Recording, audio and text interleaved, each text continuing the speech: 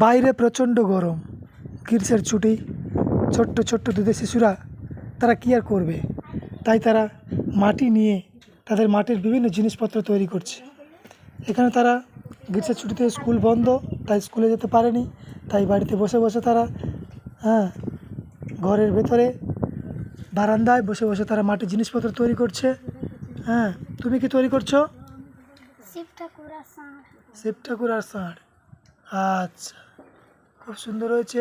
তুমি কি তৈরি করছো?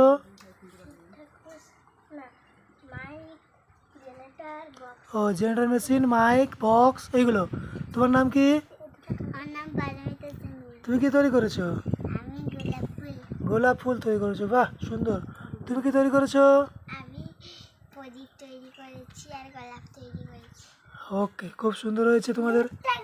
তোমাদের স্কুল ছুটি, তাই তোমরা ঘরে বসে বসে না দুষ্টমি করে নিজেদের হাতের কাজগুলো করছো, তাই তো? তোমার শিব ঠাকুরটাও খুব সুন্দর হয়েছে। তোমার নাম কি?